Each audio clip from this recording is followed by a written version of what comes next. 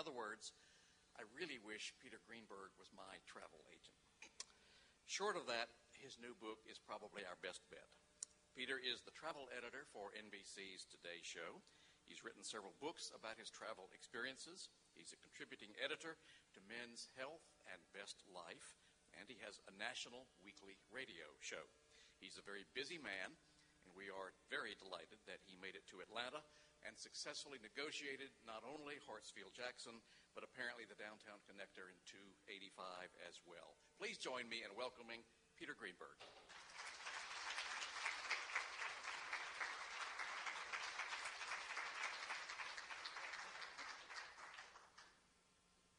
Who said I successfully negotiated Hartsfield? It is the busiest airport in the world. Let me just ask everybody a couple of questions here. First of all, how many people here are tourists? Would you define yourselves as tourists? Okay. When I finish this definition, you'll never raise your hand to answer that question again, because my definition of tourist is victim waiting to happen. A traveler is a tourist who's been victimized. So, welcome travelers. And you're all here because you travel, right? How many people here have passports? Applaud yourselves. You know why? Only 25% of Americans do. How sad is that? Without a passport, you have no options. You limit yourself completely. And most Americans, last year it was like 24%. Wow, we've gone up 1%. You know how we came up with 1%? Because under the guise of security, we're requiring people not to have passports if they want to go to Canada, Mexico, or the Bahamas. So we're forcing people under the umbrella of security to actually see the world. I guess that's okay. Well, the reason why I wrote this book, and the reason why I write all my books, is not because it's my goal to tell you how beautiful places are. It's not destination-driven. Today, the destination has become incidental to the experience. There's another reason why I don't talk about destinations. With perhaps the exception of this group in this room, the American public is about the most geographically ignorant population on the face of the planet. Where'd you go on your vacation? Aruba. Where's that? I don't know. We flew. How many people here know people like that? Thank you. Okay, so you know what I'm talking about. So I acknowledge that problem, and I write about the experience. But more importantly than that, I write about the process. Because if you can't appreciate and understand the process, you'll be abused by it. How many people here have been abused by it? Everybody. You don't have to raise your hand. I know you have. There are about 47 different points of abuse from the time you want to go somewhere until you actually struggle home, hoping that your luggage is on the same flight that you were. And this book is hopefully aimed at mitigating, or in many cases, eliminating those points of abuse. Now, we have become a nation of travel addicts. That's okay, but let's define those words. My parents, and I propose that your parents as well, didn't travel the way we travel. They traveled because it was either a family emergency or a once-a-year obligation, or the Nina Pinta and the Santa Maria were waiting. We don't travel that way. We travel because we think it's our birthright. We don't travel once a year. We travel every chance we get. We'll extend that business trip. We'll sneak in that extra Friday. Am I right? Okay, I know I'm right. But the word travel addict means we get abused. It also means we can't wait to come back and get abused again. And that's what the travel industry has become. That's the sad part about it. The good news is that the travel industry is the largest industry in the world, believe it or not. It employs the most number of people. And here's a statistic that is staggering, which people don't understand. Governments don't understand this. It is singularly responsible for the GDP of over 93 countries. That's what they produce, travel and tourism. And the wake-up call, of course, happened on September 11th, because a lot of countries almost had to fold up their tents and go away because their cash exchange, their foreign cash flow dried up almost overnight. So the good news is it's the largest industry in the world, and the bad news is the way it's structured by the airlines, the hotels, the rental car companies, the cruise lines, it is by definition these days abusive. How many people here honestly have had a great airplane flight in the last 5 years? A great airplane flight. Really? Shall I call Guinness now? What was your definition of a great airplane flight? I'll tell you mine. Fine. My definition of a great airplane flight is I landed. Do you know how many times I get a phone call? And I get the phone calls, by the way, every Monday. Can we turn that phone off for a second? I get phone calls, and they always come in on Mondays, right? And the Monday phone calls are always from people who are angry because they've just returned from somewhere. And they always say the same thing. Ready? It was the worst flight I ever had. It was worse than the Holocaust. I will never fly that airline again. And I asked them the following questions. Could you tell me at any time during the flight, did the plane hit a mountain? No. Okay. And when you landed, did the wings cartwheel and explode into flames? You didn't have a horrible flight. You had a phenomenal flight. You landed. That's why we fly, to get from point A to B, and then the most exciting part, to get off the plane. Okay? Most of the time, even the people who get bumped up to first class end up landing somewhere and get trapped on the plane because there's no gate available, so there's an upgrade for you. Right? They still abuse us because the people running the airlines have spent millions of dollars hiring people to come up with mottos and marketing slogans that have no bearing whatsoever in reality. Delta is ready when you are. No, they're not. Some people just know how to fly, but we haven't identified them yet. The one that I laugh about the most, think about this, there are two of them. American Airlines' new campaign, "We know why you fly." Well, if that's the case, they have absolutely no excuse. And my most favorite one happened right here in Atlanta. It's the Delta Airlines campaign that sounds, I hate to tell you, like an STD. Ready? Good goes around. Now, the real airline slogan that we've all been abused by and we all live with every day is the one that almost every airline has. They just don't market it, they live it.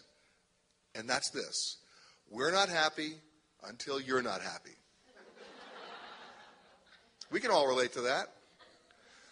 Now, if I were running an airline, I have a very simple slogan. I'm originally from New York, so we like to communicate clearly and forcefully, but it's one that you'll get right away. You ready? Sit down, shut up, we're going. Because it gets back to what I just said. That's why you're on the plane. How many people here fly because of the rich Corinthian leather? How many people here fly for the wine list on board or the Broadway show tunes the flight attendants might be performing? I don't think so. We fly to go from A to B. And yet the airlines make it difficult. Our government makes it difficult. Don't even get me started, although there's a chapter in here in my book on the TSA. The TSA stands for Thousands Standing Around. And if you don't like that one, it's taking scissors away. So you pick the one you like. Now, I have no problem. In fact, I'm the biggest proponent of security you can imagine. I talk about it all the time on the Today Show, which is why the TSA hates me. When I go to Hartsfield tomorrow, I will be pulled out of line. I'm on the no-fly list. I show up at the airport like this. Why wait? Do you know why I'm on the no-fly list? Because I fly at the last minute on one-way first-class ticket with no bags. I fit the profile. My first name might as well be Ahmed. And as I said on television today, I'm going to change my first name to Ahmed because I'll be guaranteed that the seat next to me is always going to be free, because who the hell wants to sit next to a guy named Ahmed Greenberg? That is confusing. But let's go back to that profile that I fit. I fit that profile, but what does that profile really tell you? It actually defines the highest paying, highest yield, frequent flying business traveler, the very people that keeps the airlines in the air. So is that security? No, that's stupidity. You cannot have effective airport or airline security unless three things are in place: intelligence, I'm not done yet, intuition, and common sense. And right now, the TSA is batting a big fat 0. And the reason for that, this has nothing to do with those frontline people that we see every time we fly. Those are hardworking, dedicated people. They have a very tough job to do. My beef isn't with them. My beef was with the management of the TSA, because they don't allow their frontline people to have intelligence, common sense, or intuition. They're not allowed to think. And as the comedian Louis Black once said on his HBO special, they might as well hire mimes, because there's no real security there. While they're strip-searching nuns looking for tweezers, We've all seen that happen. How about this? They're not inspecting the very cargo that's carried in the belly of your aircraft on the very flight you're on. Now, that is a security loophole you can drive a Humvee through, and that should make you very angry as taxpayers. Why aren't we all writing our elected representatives asking them about that? Only 8% of the containers entering U.S. ports are even inspected. It's actually less than 8%. It's less than 8%. You know it is. Okay, I was being kind. It's 8% where I live in Los Angeles, where 40% of everything in this country comes through. Nobody wants to spend the money. The real issue is that our administration needs to understand, which is asking a lot, but they need to understand that terrorism is not an ideology. It's a methodology. And that someone who is going to do a terrorist act doesn't go for the path of most resistance, they go for the path of least. So I'm not worried about the airports anymore. I'm worried about bridges and tunnels. I'm worried about trains. I'm worried about cruises. I'm worried about the ports. And unfortunately in this country, you're always fighting the last war, and we're a little bit behind the times. The other day, I'll give you an example. And I'm given a quandary here about being a responsible journalist when I tell you this story. I was over in New Jersey doing a piece for CNBC, and I was going across the river to Manhattan to do a piece for the Today Show. And I was on my cell phone. Now put that on hold for a second. In Madrid, the bombings on the trains. We remember that bombing. We remember the bombing in London with the double-decker buses and the subways. In both of those cases, and in a couple of others, those bombs were detonated by cell phones. Okay. Back to me about to enter the Lincoln Tunnel. And I'm on my cell phone. And I say to my friend on the phone, hey, I'm entering the tunnel. I'll call you back as I'm going to lose signal. Guess what? I didn't lose signal. They have repeaters in the tunnel to allow people like me to continue our phone calls. That is a disaster waiting to happen. I think we can all live without cell phone calls for 4 minutes. Because here you have armed police stopping vans, looking for stuff in vans. You don't need vans. You need a Toyota. And a guy with a cell phone who will drive to the middle of the tunnel, get out of the Toyota, and nobody can get to him in time. He's just stopping traffic. All he has to do is leisurely walk to the other end of the tunnel and make a phone call and blow up his car and blow up the tunnel, and New York implodes. Now, if I can figure that out, my quandary as a journalist is, do I go on television and talk about it, or say nothing and react with shock and indignation when it happens? Because at what point do you cross the line of being a responsible journalist or giving the wrong people the wrong idea? So when you travel as much as I do, you see these things because you experience them. Now, that's the negative side of it, because it hasn't stopped me from traveling. It doesn't stop you from traveling, right? I mean, I happen to think, I'll be out of here at, 7 o'clock tomorrow morning from Hartsfield, and I will enjoy the Hartsfield airport after I get through security and my secondary screening. And by the way, while they're screening me, while they're patting me down and going through everything I have in my carry-on, they're laughing. You know why? They all know me. But they have to do it because I fit the profile. How stupid is that? But once I get through security, then I get to be entertained. My most entertaining day at the airport in Hartsfield is walking by those smokers' rooms. It's like feeding day at the zoo. All those brown-colored windows. You want to throw in a piece of steak or something and wish them well, I mean, they should make it all no smoking. But look what the TSA did. They're now allowing matches back. And lighters. Why? Because they got lobbied by the Zippo company. It's nuts. And yet, oh my goodness, if I have one of these, I'm up against the wall. I think this is all a conspiracy of the CVS pharmacy. What do you think? Or eBay, because that's where it all ends up. But once you can get through all of that, I mean, the real terrorism in this country right now is just getting through security. But once you can get through that, then the world really is open to you. And I have news for you. You can go anywhere you want, anytime you want. State Department advisories are only advisories. We list in this book the good, the bad, and the ugly, and the meaningless ones. We let you know which countries lie to you in terms of what you really are required to bring in terms of visas and passports, and it's not what you think. But going back to State Department advisories, remember this. A State Department advisory is just an advisory. It doesn't mean you shouldn't go. How many people have actually read one? Which one did you read? Huh? And what's your job? Okay. So nod if you agree with me as I start talking about this, okay? Let me give you the State Department advisory for Turkey. Americans are advised that Turkish drivers pass on the left and the right. Is that going to stop me from going to Turkey? No. Let me give you the one for Indonesia. Americans are warned to stay away from large crowds and buses. I live in Los Angeles, and I stay away from large crowds and buses. I especially stay away from the buses. You know why? Because in Los Angeles, I have absolutely no idea where they go. I figure if I get on, I'll never be found. So, bottom line is, go ahead and read them, whether it's for your job or because you're planning a trip. But understand what they are. The reason why we have so many State Department advisories goes back almost 20 years to December 21st, 1988. Who remembers what happened on that day? I'll remind you. Pan Am 103.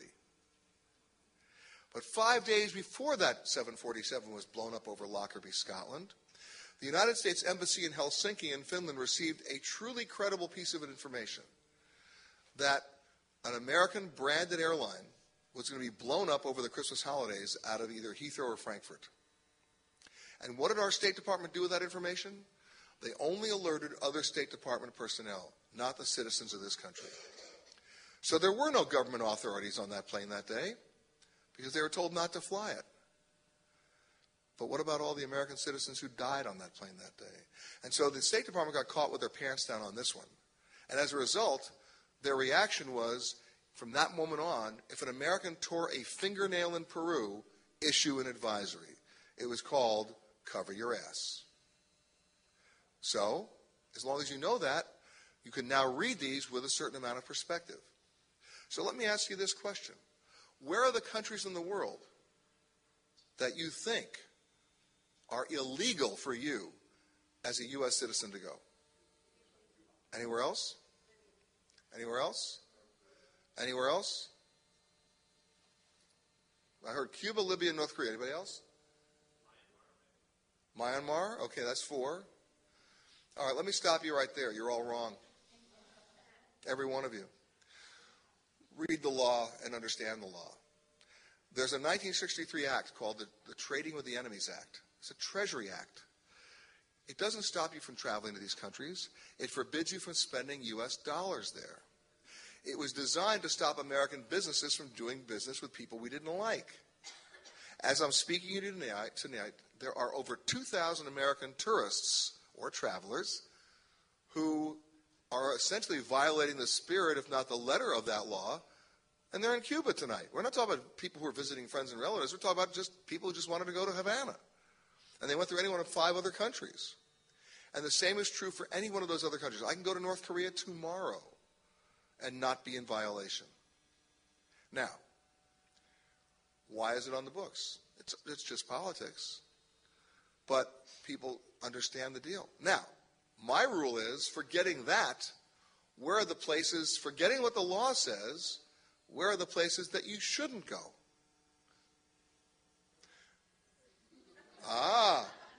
Let's be specific. Northern Iraq, no problem. There's daily flight service to Erbil and nothing's happening there. It's wonderful. Believe it or not. Where? No, Egypt's a piece of cake. The place where you shouldn't go is where no one's in control. So it might be Somalia, it might be the Congo. At a certain point it was Bosnia, at a certain point it was Chechnya. It could be Newark. No, okay. But where no one is in control. But if I wanted to go to Tripoli tomorrow, I'd go. You know why? Because I know who's in control. Remember, all of these countries recognize one thing. Their biggest source of foreign exchange is travel and tourism. If you think Cuba makes money on sugar, rum, or tobacco and cigars, you're totally wrong. Their total GNP for cigars is only 4%. For sugar, it's hardly anything because the market dropped out. Same thing for rum. It's travel and tourism. But you don't know that, but every other country flies there every day. If you land at the airport in Havana, every other airline in the world is landing there. Every single day. It's the number one vacation spot for Canadians. Especially in about another month when they're all freezing. So what we list in this book, among other things, are all the things you need to know about which countries you really can go to and what you really need to bring with you so that you're not in trouble. And we go back through travel with disabilities, gay and lesbian travel, travel with pets, travel with seniors, travel with children. The only thing we didn't cover is one-armed fugitive travel. I'm sorry. But everything else is in there, and it's up to you to figure out what you like. It's sort of like, it is a reference book. Most travel guidebooks are out of date by the time they're published because they're about destinations. And I'm not talking about the quaint little restaurant that by the time you get there you found out it burned down last month. I'm talking about stuff you need to know that will help you find your own special restaurants once you get there. Who's got questions? Don't be shy. Yes, sir. Yes, ma'am. Well, I develop a sort of contrarian view when it comes to everything like that. So, for example, we do a whole thing on the national parks, but we also do a thing about the hidden state parks that nobody knows about that are next to the national parks, where you're going to have a better camping experience, as you may have already experienced, without standing in line. We talk about the types of camps, the entrances to the camps that people may not even know, and what times of the year that they say they're open when they're not. Stuff that might be helpful to you. I mean, that's all listed in the book. Yes? I'm glad you mentioned about the lighters and the matches and such, because it's really crazy to me that, we allow those things on an airplane. Right. And we allow them to sell an ounce and a half of accelerant for $4. Yeah. And they have all these newspapers and magazines that we can take in the restroom and set on fire. Once again, you're asking them to have intelligence and common sense, which is asking a lot. I mean, there really is not a whole lot of common sense out there. It's silly. I mean, if you start to dissect, as we've done in the book, every single process that you go through from the time you leave your house just to the time you get on your plane, we can show you time and time again where somebody wasn't thinking. And yet they made a policy about it. Now, I'm the kind of guy who was thrown out of every school I ever went to. I'm not the kind of guy. I was the guy. Okay? And I'll tell you why I got thrown out. Because if you told me the speed limit was 65 miles an hour, I would say, great, thanks for telling me, but could you tell me why? And if your answer to that question is, well, we did our research, and at 66 miles an hour, you're going to die a terrible death, I'd say, wow, thanks for telling me, I'll drive 50. But if your answer to my question of could you tell me why is because, or it's our policy, I'm driving 80 because you haven't made your case. And the same thing applies to all the rules at the airlines, all the rules at hotels, all the rules at rental car companies, all the rules on cruise ships, and certainly all the rules at security. My job as a journalist, and I've taken it on myself, is to do what? To make them make their case. And if they can, look, how many people here have flown through London in the last 6 months? Anybody? Okay. You have? Okay. I went on the Today Show 3 months ago and announced I was personally and asking everybody else to boycott all British airports. And would you like to know why? You experienced it. When you get on a plane here in Atlanta, you're allowed to carry on 2 carry-on bags. They call it a carry-on and a quote-unquote personal item, whatever the hell that means, okay? It usually means I can bring on a briefcase and another open bag with my magazines, or a shopping bag because I went shopping at the airport or something. Okay. That's every airport in the world except British airports. For reasons that they have never been able to explain to me or anybody else, right, which means they haven't made their case, if you're flying through London, as many people do to connect to other points in Europe, and you get on the plane here at Atlanta with your 2 carry-on bags, when you get to London, you will be thrown out of the airport. You will not be allowed to even transfer to another terminal because they have a 1-bag, carry-on bag only rule. Not negotiable. Now, Let me tell you how that trickles down into the stupidity hall of fame. Okay? It creates it. So what does it force you to do? You have to leave the terminal, clear customs, go all the way around to check in for another terminal, buy another bag, assuming you have an open bag, put that bag in the other bag, and check that bag. The system can't handle it. They are losing between 8,000 and 10,000 bags a day.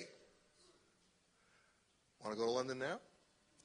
So I fly through Frankfurt now, or Amsterdam, or Brussels, anywhere else but London, unless I happen to be going just to London, and that's what you have to do. So the question that you asked about the lighters is just indicative of a bigger problem of people just not thinking clearly. Because you don't just move one chess piece. You know, it's not a black and white world. You move one chess piece, there are 11 more that have to get moved real fast, or the whole game gets turned over. And that's really what we have right now. It's not working. Yes? Is there a certain time of day or time of week when you go online to look for a airfare? The answer to your question has a fault in it, first of all. You said, is there a certain time of day to go online? Let me discuss my relationship with online. There's a two-word concept I love. My mother told me about it. I embrace it. I want you to embrace it. Most of us have lost it or forgotten it in this country.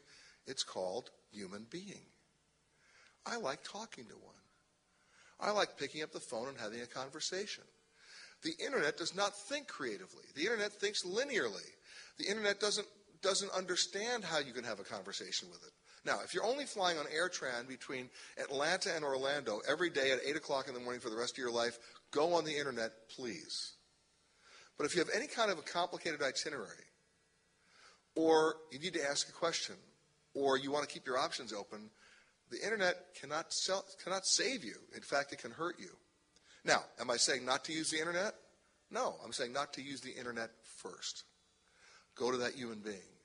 And if you do that, now I can answer your question, which is the best time to call for a great deal is at 1 minute after midnight, 12:01 a.m. Wednesday morning, so 1 minute after midnight Tuesday night, in the time zone where the airline that you want to have the deal with is based. So if you're in Atlanta, it's Delta, it's 1 minute after midnight. If you're in Atlanta and it's United Airlines, it's 1 minute after 1 in the morning because United is based in Central Time Zone in Chicago. Now, why is it that night and why is it that time? Because of two things. Airlines like sneaking out their low-fare sales late on a Friday afternoon or early Friday evening or sometimes midnight on a Saturday morning when nobody's looking, just to see who's going to match it, who's going to undercut it, what kind of fare war is going to start.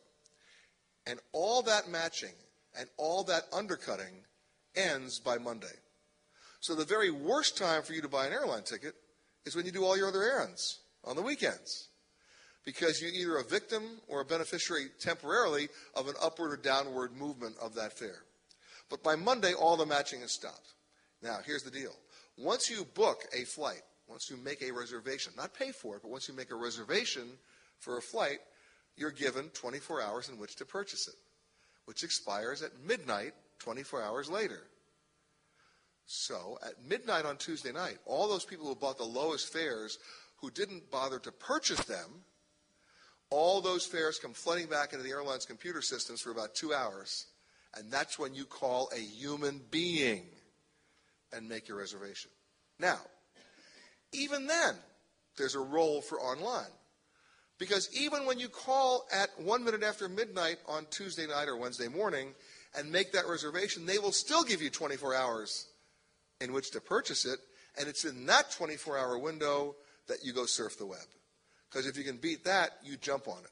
The problem with going to the web first, because it's expedient and it's easy and you can do it in your underwear, is that once you hit those keystrokes, you can easily be trapped. And then who do you call? And I don't have the answer for that. And they don't want you to have the answer for that. They don't want you to talk to a human being. Now, isn't it ironic that some of the more successful websites, one of them being Expedia, has now realized if we don't put a human component back in the equation, we'll even lose our web customers.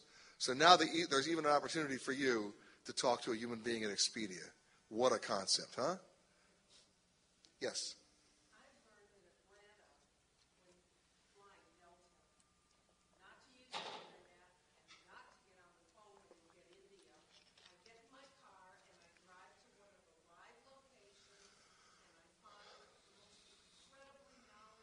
You're talking about the airline ticket offices. Well, you know what? After September 11th, the airlines did a very terrible thing. They got rid of most of them. If you can find one, I totally endorse that. Let me tell you about my experience calling Delta in India. Oh, no, it's in the book, but I'll share it with you. I have absolutely no problem with India. I have absolutely no problem with outsourcing. I have a huge problem if you outsource your operation and you don't train your people. You know, if they don't know the difference between Dulles and Dallas, we have a problem. But let me tell you what happened. I'm the kind of guy who, when I call the airline, I don't ask them what they've got going. I've got my own OAG in front of me, and I tell them the flights I want. I already know what I want. I just want them to book the flight so I can go purchase it at the airport or do something else. I want that reservation confirmation. That's all I ask for, right? Talking to the human being. So I picked up the phone one day. I called the Delta Airlines number, 1-800-221-1212. We all know it. And the guy answered the phone. Hi, this is Abraham. Thank you for calling Delta Airlines. How can I help you? I said, Abraham, I'd like to fly on flight 1584 tomorrow, or on Tuesday, from LaGuardia to Birmingham, Alabama, and come back on 1587 on Wednesday afternoon. And he goes, will you be paying for that now? I said, no, I'm going to hold it for 24 hours. He said, well, we have a new policy. You must pay cash. I said, Abraham, are you a bookie? You want me to show up with a brown paper bag with small denomination bills? I said, no, you can hold it for 24 hours. He says, no, that's our policy. I said, Abraham, where are you based? New Delhi. Wait, Abraham, what's your last name? Now, this comes under the category of you cannot make this stuff up. Are you ready? Lincoln. And I said, Abraham, you and I both know that's not your name. He said, yes, I know, but we wanted to give you something that you'd be comfortable with. I then proceeded to give Abraham his very own Emancipation Proclamation. I hung up. And I called back until I got somebody who understood there was no cash-only policy and who gave me the reservation confirmation. I got it at the airport, or I could have gotten it at a ticket location. So I understand the issue. Now, by the same token, when my AOL system broke and I called the helpline, I got a guy on the line from Mumbai who was brilliant, who walked me through every I'm a dinosaur. I mean, I still like rotary phones, so what are you going to do? I mean, he walked me through every step of the way and saved the day. So the point is, if you train everybody properly, I have absolutely no problem with outsourcing.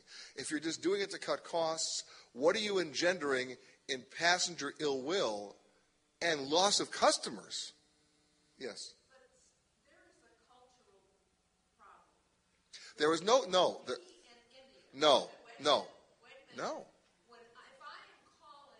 am calling up American Express and I get India because I want to check on my husband's American Express card, they won't tell me we won't talk to you. I tell them my name is Roy and they don't know that I'm not Roy. The question I want to know is, what are you doing checking up on your husband, baby?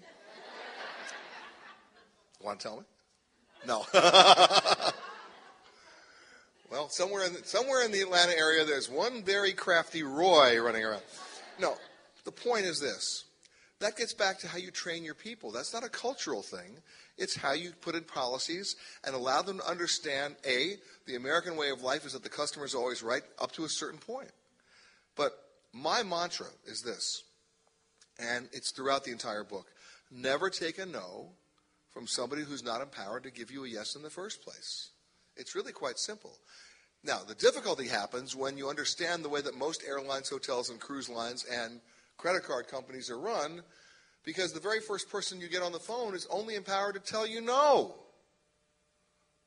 You just have to find the person who can tell you yes. It's like getting your phone installed. You call the phone company, you want to get a phone installed, the very first person on the phone tells you it'll be 3 weeks. So what do? Go out and get a copy of War and Peace and sit and read? No. You get on the phone and ask to speak to their supervisor. It goes down to 2 weeks. And then their supervisor goes down to 1 week. By the time you're off the phone with the mother of all supervisors, there's a guy at your door with a jack and a screw and a phone. But how many people do you know who would say, oh, okay, and then sit there? I hope I'm not talking to those people in this room, because you guys have to be proactive about it. You had a question, yes? Yes. I got started doing what I do because I was an investigative reporter. I'm still an investigative reporter. I was the West Coast correspondent for Newsweek. And not to date myself too badly, but I did all the cover stories on Patty Hearst and Gary Gilmore and Howard Hughes and Sarah Jane Moore and Watergate and Vietnam, and you know where I was. I was always the guy who had the suitcase in the trunk of my car because I was always the first at the scene of something, which meant I traveled a lot. And it dawned on me from a very early stage in my career that nobody was covering travel as news. The travel sections of the newspapers were considered nothing more than advertising vehicles of size 2 women with their Ken and Barbie friends walking along the beach with wine glasses toasting each other, or the senior couple in their bathrobes on their balcony looking at God knows what. And you've seen all those photos, and they're still in every brochure. The travel industry has not evolved to save their ass, and you know it. I'm not shy. They're not evolved. How many people see those brochures to this day? You don't see those brochures? Of course you do.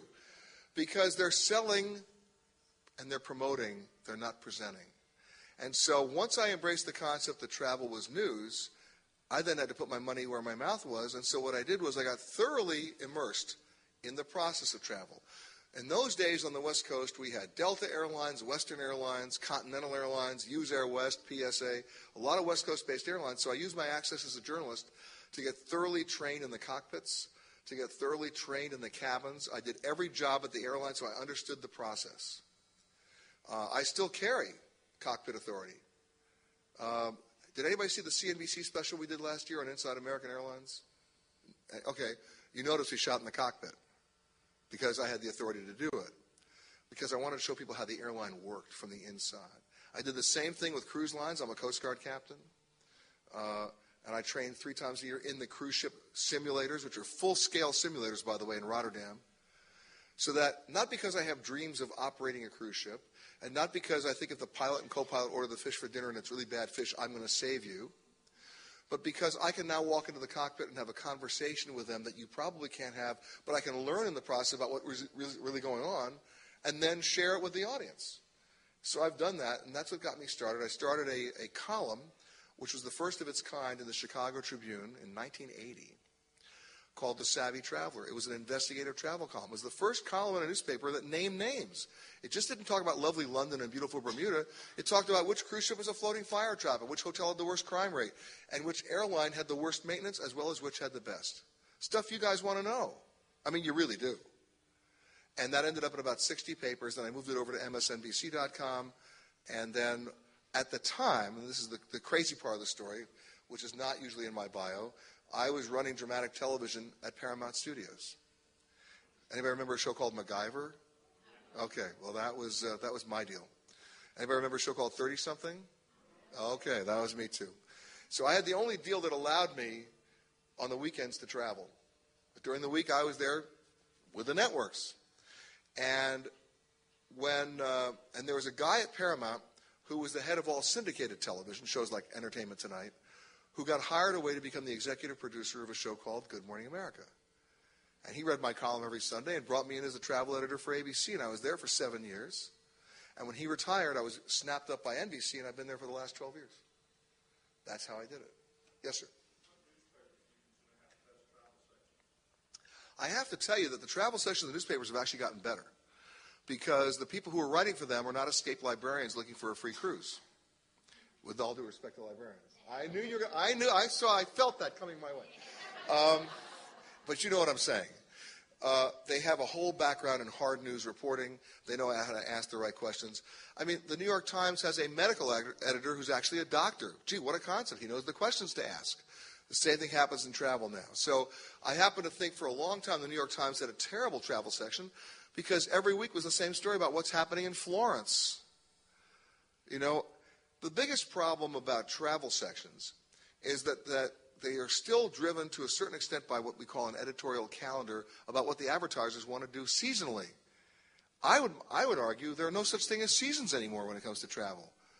I mean, people are always asking me, well, what's your editorial calendar? I don't do an annual ski issue. I don't do an annual cruise or Hawaii issue.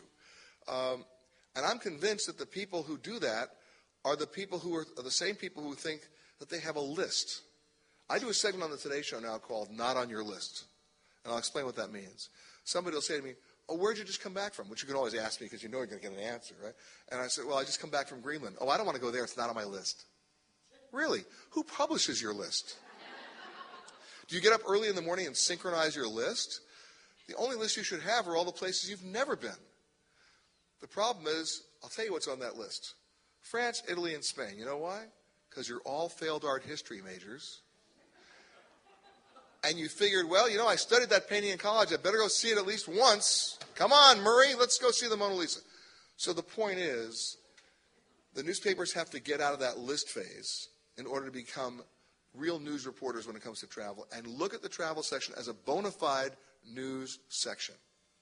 And when they do that, then they become good sections. The problem is not who's got the best newspaper travel section. The problem with newspapers is their editorial window is shrinking so much because most people, look, I have a staff of 11 people, okay? They're all under the age of 35, and I had a very terrible revelation the other day. Well, first of all, I actually had a staff meeting. That'll do it. But what did I learn at my staff meeting? Here it is. Not one of them has a land-based telephone. Not one of them reads a newspaper unless I force them to. Here's another one. Not one of them watches the evening news. We were all raised on the evening news. Am I right? When I was growing up in New York, my parents got 7 daily newspapers. Okay, they were a little extreme, but we got them. And I can still name them. The World Telegram, the Herald Tribune, the Journal American, the News, the Times, the Post, and the Mirror. And I was not allowed to come to dinner unless I'd read the papers and had something interesting to say. And in those days, the evening news on the networks was at 6 o'clock, not 6:30 or 7. 6. So you'd read the papers when you came home from school, you'd watch the news, and then you have stuff to talk about at dinner. Not one person on my staff willingly watches the evening news. But they're all on Facebook. And well, I'm not done. I'll get to you in a second. And how do they get their news? That's the real key. How do they get their news? They get it on their cell phones. They text message. And then they get it from the web. Now, I have a rule in my office. And by the way, a number of my former employees who didn't believe the rule, that's why they're former employees. And the rule is this. If I ask them a research question and they come back with a 3-word answer, it's like a bad game of Jeopardy, and the 3-word answer is, the web said, they're fired. They got to work the phones. They got to talk to a human being. They got to find out their first name, their last name, what they had for breakfast, their favorite color, their first sexual experience. I want to know who these people are. I need to vet the information out. And today, people use the easy way out, which is going to the web. However, the real bad story is that the web is really challenging the viability in the future of the newspapers because it's a different channel of information that we in this room, most of us at least, weren't raised on. And they were. And there are more of them than there are of us. So I'm a big fan. It's sort of like even independent bookstores. We have an independent bookstore here tonight. I'm a big fan of independent bookstores. I'm a big fan of independence. I'm a big fan of people making independent, intelligent decisions. Which if you get more than one newspaper a day, assuming you have more than one newspaper in your town anymore, you have an opportunity to do. So I don't know if I've answered your question because I don't know if there's a newspaper that I think does a great job. There's some that do better than others, but the challenge is they don't have the space to do it, and they don't have the audience to demand them to do it as much as they should. Now, you had a question right there. Yeah, with the dollar as weak as it is and the trend on it, where do you recommend traveling outside the United States?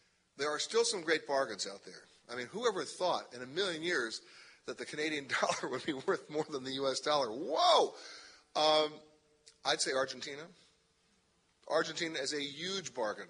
The dollar is still king there. It's still 3-to-1. It's actually more than 3-to-1. It's like 3.15 to 1. Great bargains. Time to go do your Christmas shopping there right now. And a beautiful country, too. Some of the countries in Eastern Europe that have not yet switched over to the euro, still a relative bargain. Some countries in Asia, Thailand, Vietnam, Laos, Cambodia. Hong Kong's dollar is pretty stable. It's been pegged to the U.S. dollar since day one at something like 7.8 to the dollar. It really doesn't move. But the other countries were affected by the Asian currency crisis of about 6 or 7 years ago and haven't fully recovered, which means it's a bargain for us. So those are some examples. Yes? The NASA secretly suppress? Well, no, they can't secretly suppress it anymore. They're just trying to suppress it. Yeah. Do you have any information about what Sure. dangers of flying? Sure. Let me give you some background on the NASA report. There's nothing new about the NASA report. It's been going on for 25 years. This is just the latest incarnation of it. It's an anonymous reporting system for airline pilots to report near-mid-air collisions, runway incursions, and approach difficulties without retribution from their employers. It's a way of collecting data on trends. That's all it is. So for NASA, talk about stupidity in government. So for NASA or some yokel at NASA to say, we don't want to release the report because we don't want to undermine the public's confidence in airlines, I wasn't aware the public had confidence in airlines. Although I will say, we can all knock on wood, there were 51,000 commercially scheduled flights today, and nothing happened, and nothing happened yesterday, and nothing's going to happen tomorrow. We have, since November 11th, 2001, where we lost the American Airlines Airbus off Rockaway in New York on the flight to the Dominican Republic, we have not had a single major aircraft fatality in this country. That is unbelievably remarkable, staggering. I mean, knock on wood every 5 seconds, guys. We can't better that statistic, but I sure hope we can maintain it. Difficult to do in hard economic times. So the NASA report it just calls into question one other thing, okay? Something that actually happened just the other day, which I reported on yesterday on CNBC, and that's this. The government agencies that supposedly either collect data about safety or, like the FAA, are supposedly the enforcement agencies for safety and make rules and regulations aren't doing their job and have never done their job. When the FAA was established by an act of Congress in 1935, it was established with a dual and schizophrenic mandate to basically enact and enforce aviation safety rules, and, here comes the fun part, to promote the business of aviation. You can't do both. You cannot do both. And so when the FAA is confronted with a question about safety, they always side on the side of what? Economic benefit or economic impact. The most recent example happened 3 days ago, and you're not even aware of it. But I'll make you aware of it. On Saturday night in Denmark, a plane manufactured by a Canadian manufacturer called Bombardier, it's called the Q400. It's also known in this country as the Dash 8. It's operated in this country by Alaska and Horizon, Frontier, and a few other airlines, crashed in Copenhagen. That in itself is not, it's bad. Nobody was injured. Nobody was hurt. They got out all right. But the plane was basically destroyed. That in itself was not the story. The story is that it was the third crash of that aircraft type in the last 3 months for the exact same reason, a defective landing gear. So they've lost 3 planes in the last 3 months. And in an unprecedented act by their own board of directors meeting in an emergency session Saturday night, Scandinavian Airlines announced, we're no longer flying this plane. We're dumping 31 planes from the system. That is unprecedented for an airline to ground its own fleet. Not the government, the airline. And forgetting the fact that it disrupts their schedule and inconveniences passengers, what message is that sending to the rest of the community that operates these airplanes? There's a problem. So our FAA swung into action. They issued what's known as an airworthiness directive. And it sounds pretty strong until you understand that there are different kinds of airworthiness directions. There's a service bulletin that says, when it comes in for service, you might want to fix it.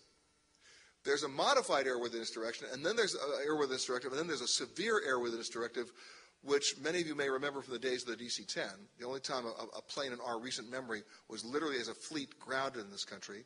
And the most severe airworthiness directive says this plane is effectively grounded immediately until the problem is fixed. It cannot fly until it is fixed. Did the FAA do this with the Q400? They did not. They issued a modified airworthiness directive that gave the airlines until November 14th to inspect the planes. I'm sorry, guys. I have an issue here. And the issue is this. If I have a pen, okay, typical pen, and I'm holding it with 2 fingers, and for whatever reason, I drop the pen, and the pen is destroyed, and you say to me, what happened? I can honestly say, I don't know. That's a fair statement. So now we investigate. And when we investigate, what do we find?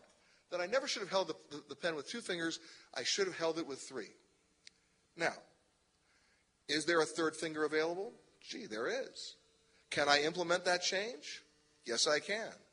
If I then consciously choose, knowing the fact that there's not only a problem, but there's a solution to the problem, and I can implement the solution, if I consciously choose not to implement that solution, that, ladies and gentlemen, in my book, and it should be in your book, is what? Criminal negligence. So if we have a problem with a plane, not just one aircraft, but 3 separate aircraft of the same type crashing for the same reason, you don't have to be the amazing Kreskin to figure this out. You have a problem. You fix the plane before you fly it. It raises all, I'll get to you in a second, it raises all sorts of liability issues, especially in this country, which loves this kind of litigation. Not to mention the fact, the economic impact, not just on the manufacturer, but the airlines operating the plane. So what did the FAA do? They sided once again on economic impact as opposed to safety. I have an issue with that, and you have a question.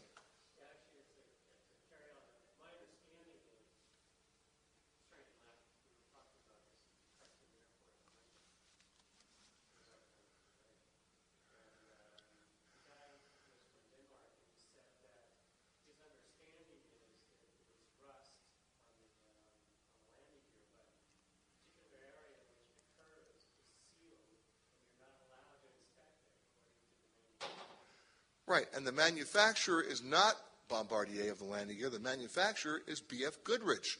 Gee, an American manufacturer. Now, I have no bone to pick with anybody because I don't think anybody woke up at B.F. Goodrich one day and said, make a defective landing gear, let's kill people. I don't think that happened. But if you're going to be a responsible manufacturer, take the heat and take the lead. That's the issue. Yeah.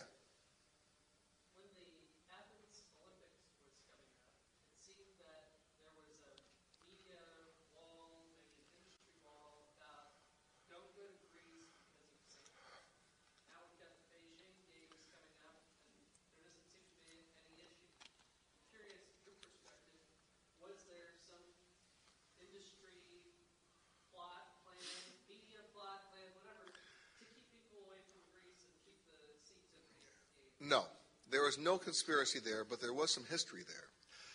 The Athens airport was a sieve. Any terrorist who wanted to go through Europe went through Athens. It was just, they never paid any attention. And in fact, the good news is that the Olympics gave them the excuse to get their act together. And as things turned out, there weren't any empty seats. They did very, very well in the Olympics in 2004. So, but there were some serious concerns. And I guarantee you, in fact, today, the Chinese government just did anti-terrorism drills all throughout Shanghai because they're getting ready. I mean, the Olympics is a target. I don't have to tell you that in Atlanta. Yes? I love to travel, and I admit I have a list, but it only has one thing on it, and that's the world. All right. Okay. The only problem with that is 2 things. Budget. Yeah. And a husband's only flaw is he wants to go there. Okay. So here's how I'm going to solve your problem. I do. I'm going to solve your problem. Okay? Listen up. Anybody have the similar problem? Oh, good. Okay, we can solve a lot of problems tonight. Here's what you do. In the book, I talk about something called the RTW ticket. And every airline offers it. They just don't promote it. It's called the Round the World ticket. And you have up to 6 months to use it in one configuration. You have a year to use it in another. You just have to keep going in the same direction. You can't double back, but you can split the ticket. You can do all sorts of things with it. And you get mileage. It's like nuclear fusion. Okay? So here's the solution. There's a company up in Oakland called Airtrex.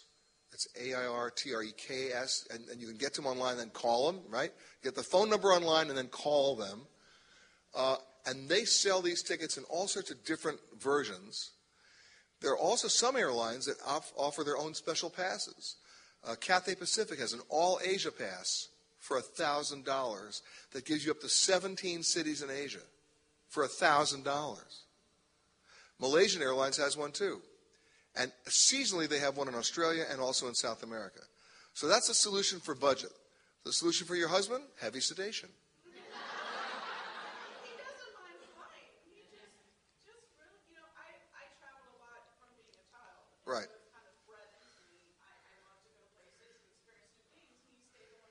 But you know something? My mother was the same way. She had to drag my dad. Thank God she did, because that meant I got to go. She had to drag my dad to see the world, and you know what? He respected that and appreciated that. I gotta find ways to somewhere to break it in. Okay, does he like to eat? Yes. Great. Now you take him to great restaurants around the world. Seriously. There's always, look, in any relationship, whether it's travel or not, the reason why you two are married, how about this for Dr. Phil time? The reason why you guys are married is because somewhere there's got to be common ground. Great. Then you use that common ground and build on it and then sneak them on the plane. Yes, in the back.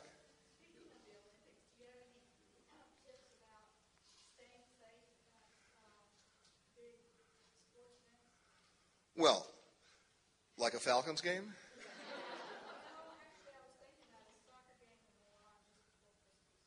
Well, here's the thing. In one of my other jobs, which I've done since I'm 18, I'm also a fireman, and I'm on duty 6 months a year in New York. And laugh if you want, I've done it since I'm 18. And when I walk into a building, I did it here tonight, I do it at every restaurant, what's the first thing I look for? The exits. Right? So you plan your seats accordingly at any one of those games whether you're not familiar with the stadium or you're not familiar with the culture. Find out where the exits are, and that's where you want to be nearing. That's where you want to be sitting there. Then you tell the person who's buying them for you to get a seat map, which you can get online, and buy the tickets accordingly. Very simple. Right? Because at soccer games, most people who die at soccer games are trampled. Who had a question in the back? Somebody had. I'll get to you in a second. I'll get to you and then to you. Go ahead. What advice would you have for someone very interested in going to Cuba? Well, you know, it's interesting. And I'm not going to stand here and tell you that I propose that you go to Cuba. I'm going to tell you that you can go if you want to. I want to be very careful about that because I don't want to be taken to jail. Although I should tell you that in the 44 years since that law has been passed, it was passed in 1963, I think only 2 Americans have been arrested. You know why? They were trying to operate charter fishing trips out of Key West. They were trying to operate a business.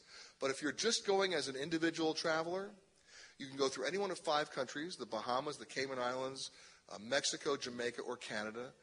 And the way everybody gets around the spirit of the law, not to mention the letter of the law, is you call a Bahamian hotel or a Canadian hotel, talk to their concierge, ask them who their tour operators, who they work with in that country to sell you a Cuba trip, and you buy everything as an all-inclusive trip through that operator, which includes your flights into Cuba, your flights out, your meals, your transfers, your taxes, your tips, everything, so that you can honestly say you never spent U.S. dollars in Cuba. You spent them in Canada.